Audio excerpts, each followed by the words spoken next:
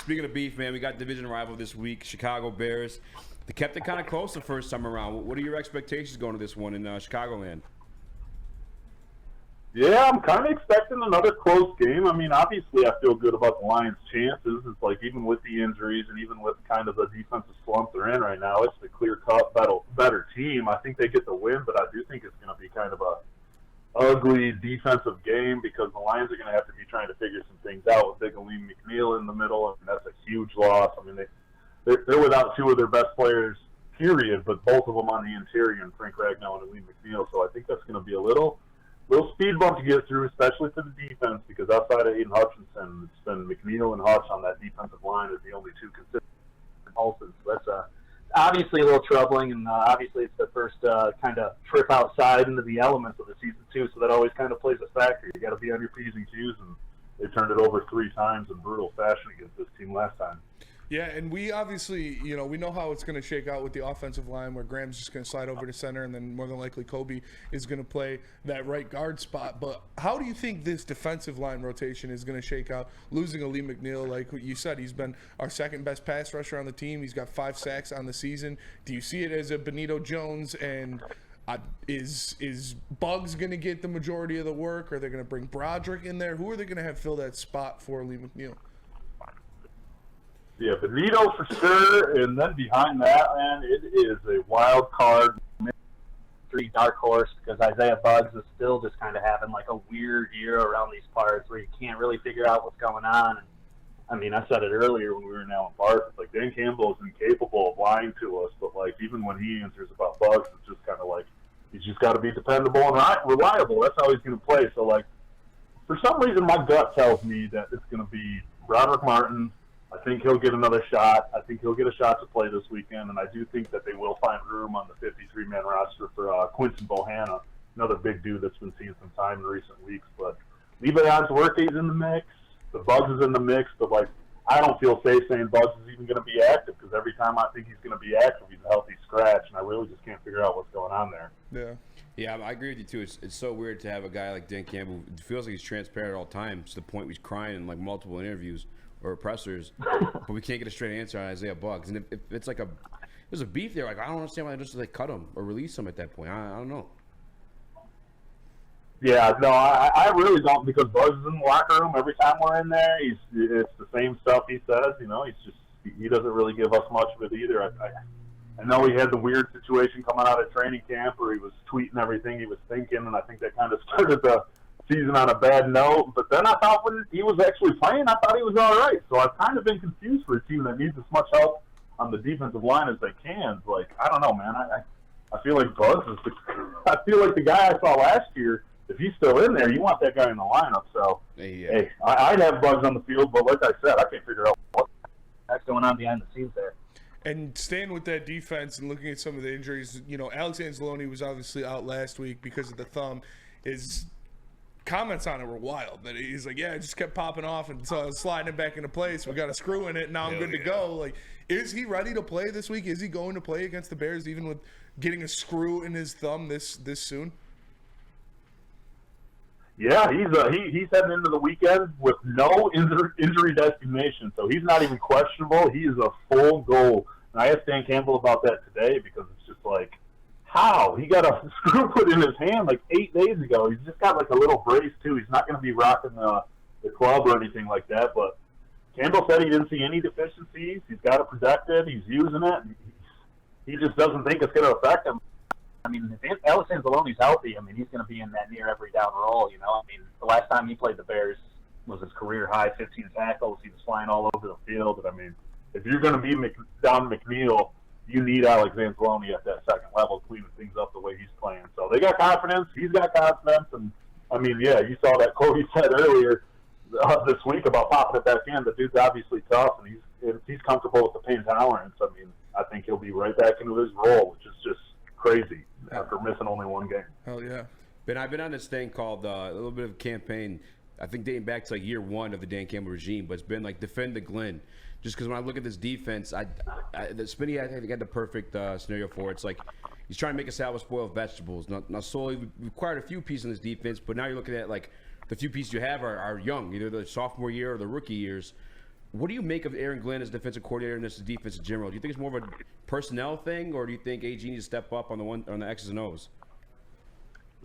Now, there are some definite things AG can do to improve and help this group out, but at the same time, and I kind of got some crap in my replies and email inbox this week when I wrote the post of Aaron Glenn defending his defense, because I agree with him a lot. This defense is a lot better than it was last year. Obviously, it's been pretty rough coming out of the bye week, but the point I keep coming back to is the two biggest holes that this defense had were in their secondary. They added 2 guys, and those 2 guys haven't been out there. I mean, Emmanuel Mosley played 2 snaps, done for the year. C.J. Gardner-Johnson, 1 pack in week 2. We can't tell when he's coming back or not. So it's outside of Brian Branch and Cam Sutton, who's been very, very, very average as a CB1, this is the same secondary that he's been working with, it feels like, for 2 or 3 years. So I have a hard time bashing him. I have a hard time even thinking about him on the hot seat. In my mind, I'm in Allen Park every day. I've been at every game but one this season. Aaron Glenn ain't even on the hot seat. It's not even a question. This guy's going to get more head coaching interviews in the offseason again, because he is a rising coach in this league. Now, does he need to be better? Yeah, but when you look at what he's working with, when you look at the defensive line, and Aiden Hutchinson has more than double pressures than anyone else on this defense, when you lose Aleem McNeil and stuff like that, I have a hard time ragging on him. It needs to be better, but what the heck is he supposed to do with that secondary? I mean, Jerry Jacobs is literally playing every single snap right now, and you're seeing how opposing teams are attacking this defense. They're going at number 23, and I think Jerry's a good piece. I think Jerry, even if the secondary was better and deeper, he should have a role on the field, but I just don't see him as an every down outside cornerback. Well, that's kind of the world that they're stuck in right now, because they don't have much behind him, and we haven't seen Stephen Gilmore yet, so that's hard to even think about there too. So it's once again, he's like you said, he's making a salad out of rotten pieces and stuff like that. We always said he was making lemonade out of rotten lemons, and it's kind of same situation there. So I'm not as down on him as everyone else is, it seems like. But yeah, it needs to be better for sure. I just don't know how it gets better without reinforcements on the way. Yeah, and I would agree with that. And a guy they did bring in to try to bolster this defense was old Gray Bush Bruce Irvin. They put him out there.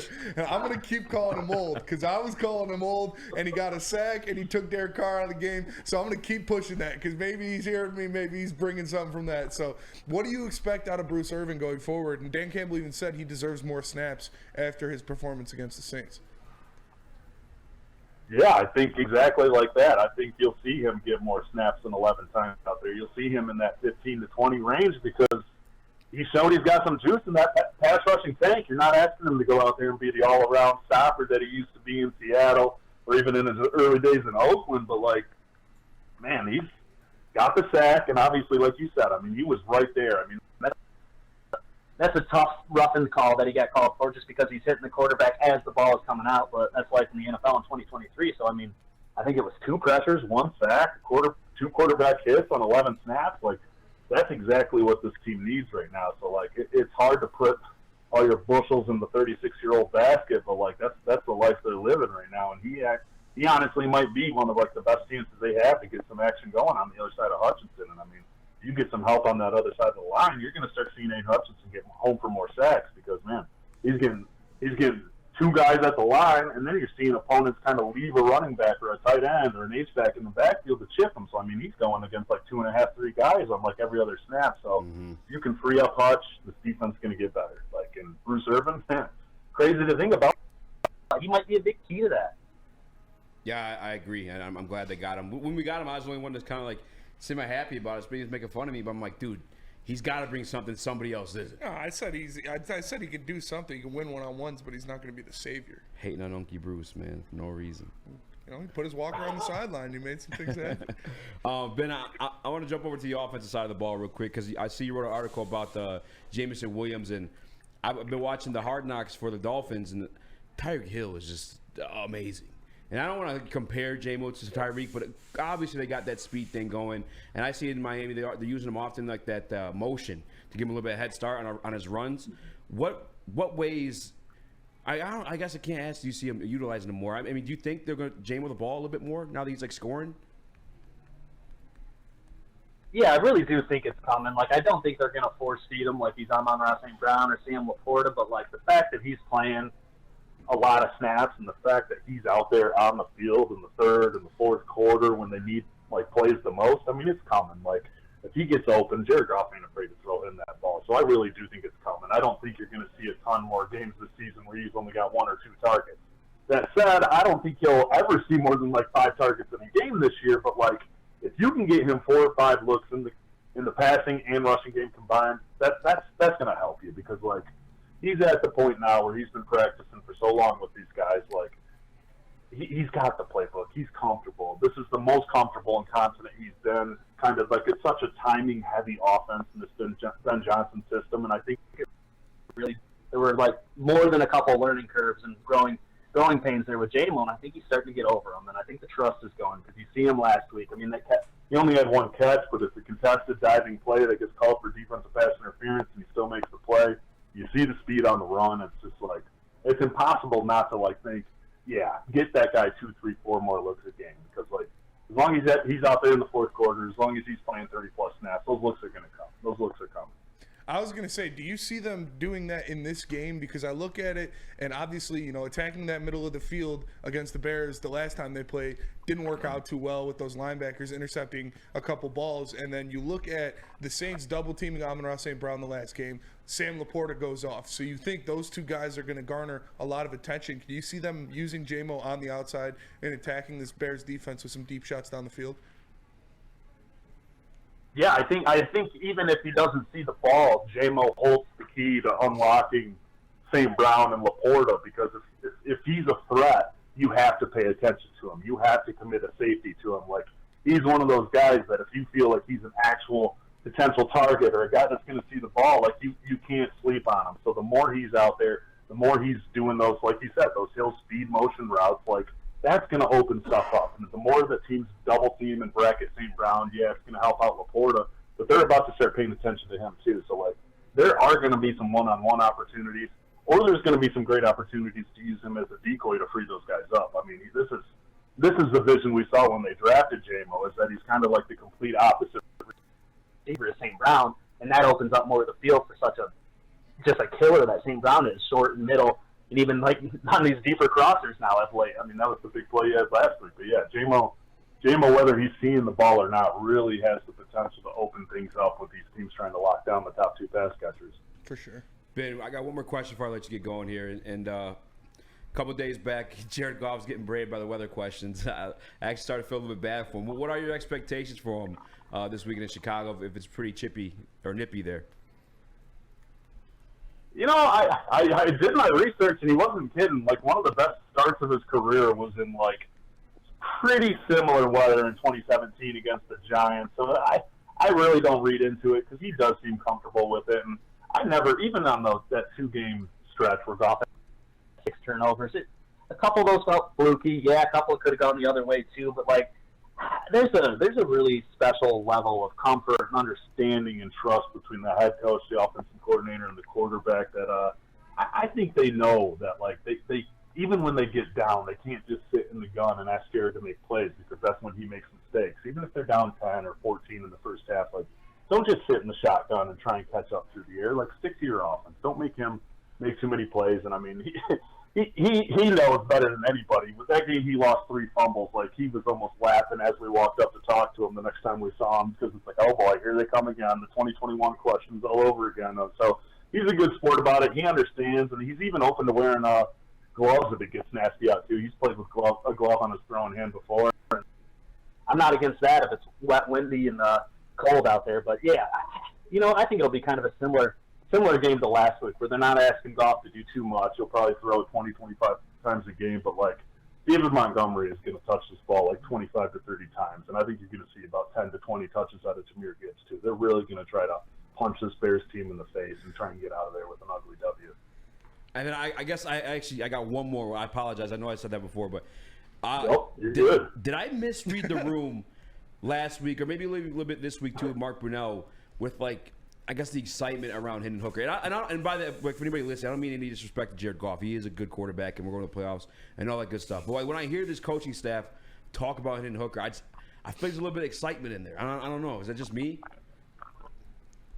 No, there's definitely excitement there. And the best way to describe Hendon Hooker is he's like a lottery ticket for this franchise now. They got a franchise quarterback, but they found this dude who was the face of college football just 12 and a half months ago. He's got crazy arm talent. He's a smart kid who wants it bad. So, like, yeah, there's real excitement there because, like, I don't know, you look at this franchise's history and it's like, even if Hendon Hooker is just a top-level backup for the next 2 years, this franchise has never had that. It's like a Jordan Love light situation. He's not the first-round pick. He's not a threat to Goff, but, like, it's that thing where you're like, all right, stick with this kid, work through him, and no matter what happens with Goff, maybe he's going to get that big contract. Maybe it's only 2 or 3 years, and that opens the window for him. So I do think there is, like, long-term excitement just because it's something new. They've never had a quarterback like that in practice. I mean, he had an actual Justin Fields-like quarterback. I'm not comparing Hendon Hooker to Justin Fields, but he's a lot slipperier than Goff, Bridgewater, or Blau, so he was able to give them some mobile looks in practice this week. And I think even starting right there, you've seen how bad this defense has been against mobile quarterbacks who can pull it back or run to the outside and beat this defense. Like even that is going to breathe life into this franchise. So I do think there's excitement there. He's a lottery ticket, and I think they know it, but they're excited about the prospect of scratching that ticket off. That's exactly where I'm at with it too. For man. sure.